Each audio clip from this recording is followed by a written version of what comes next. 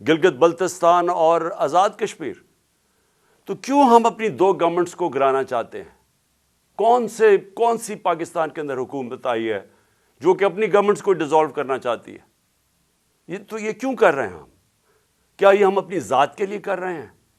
ہمیں تو فائدہ ہے. جب ہماری دو گورنمنٹس ہیں اور 66% پاکستان ہمارے نیچے ہے تو ہمیں کیا ضرورت ہے یہ کرنے کی؟ تو میں سارے پاکستانیوں کو آج بتانا چاہتا ہوں کہ دیکھیں ہمارا ملک ایک دلدل میں پھنستا جا رہا ہے.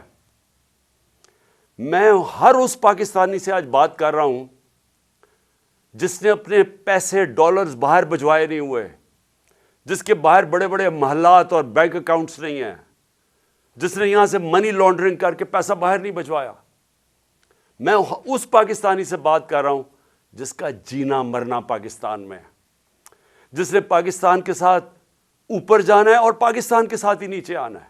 میں ان سے آج بات کر رہا ہوں کہ دیکھیں جو ایک آدمی کے فیصلہ 8 مہینے پہلے ایک آدمی نے جو فیصلہ کیا، جو ظلم کیا اس ملک کے اوپر، کوئی دشمن نہیں کر سکتا تھا. ایک گورنمنٹ گرائی. میں یاد کرانا چاہتا ہوں ساری اپنی قوم کو کہ آپ کسی بھی گوگل کر لیں، پاکستان اکنامک سروے دیکھ لیں، کوئی بھی دیکھ لیں کہ جو گورنمنٹ گرائی گئی تھی وہ اس ملک کی تاریخ کے اندر سب سے زیادہ گروتھ ریٹ تھی، یعنی بڑھ رہی تھی، ترقی کر رہی تھی، دولت میں اضافہ ہو رہا تھا.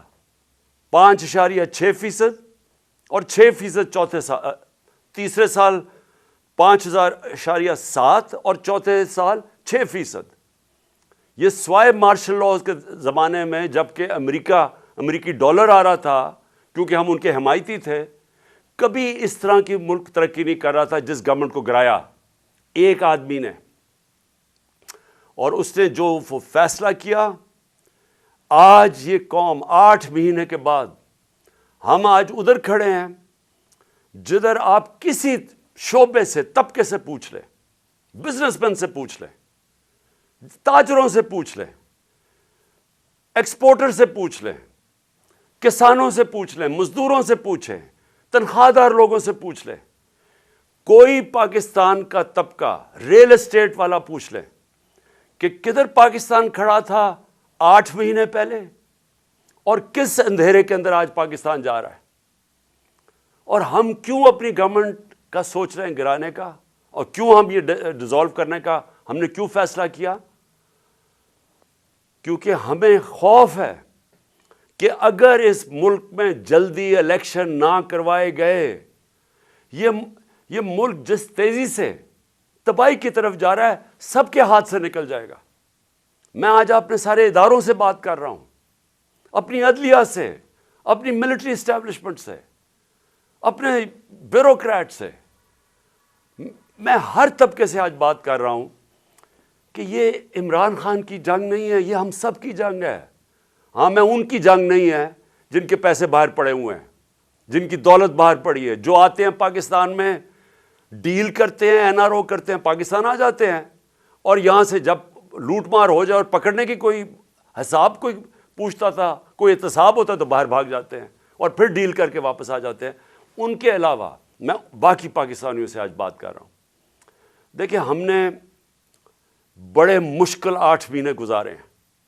میں نے اس طرح، یہ میں بار بار کہتا ہوں، جو مجھے ایک آدمی نے جس طرح کی دشمنی کی ہے ہمارے ساتھ، ایک آدمی نے جس طرح کی دشمنی کی ہے، میں سمجھتا ہوں کہ میں نے 50 سال سے قوم مجھے جانتی ہے، مجھے کبھی اس طرح کا احساس نہیں ہوا جس طرح کہ ایسے کہ میں کوئی غدار ہوں ملک کا، کوئی ملک دشمن ہوں.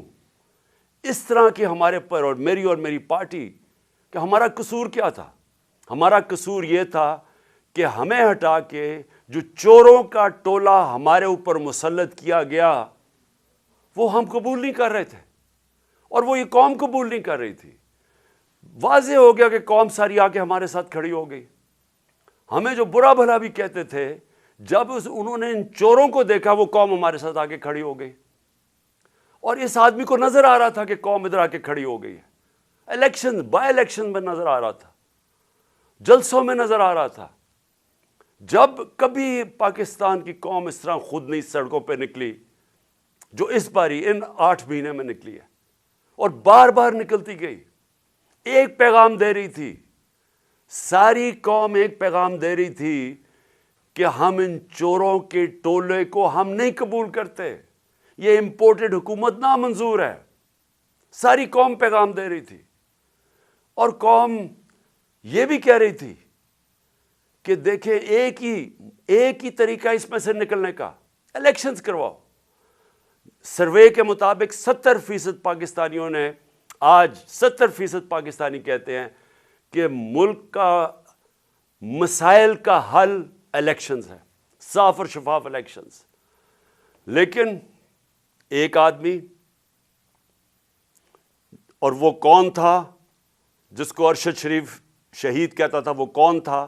وہ ایک آدمی وہ فیصلہ کر بیٹھا تھا کہ جناب میں نے اس پارٹی کو ختم کرنا ہے، عمران خان کو ختم کرنا ہے، ڈسکوالیفائی کسی طرح کرنا ہے، کیسز کرنے ہیں، میری پارٹی کے اوپر کیسز کرنے ہیں، میرے لوگوں کے اوپر، جو شہباز گل سے کیا گیا، جو اعظم سواتی سے کیا گیا، جو جمیل فاروقی، جو ارشد شریف جیسے لوگ، جو یہ سمجھتے تھے کہ ہماری حمایتی ہیں یا وہ ہمارے لیے لکھ رہے ہیں یا ہمارے لیے بول رہے ہیں، ان سب پہ تشدد کیا گیا، سوشل میڈیا کے لوگوں کے اوپر جو کیا گیا، ظلم کیا گیا۔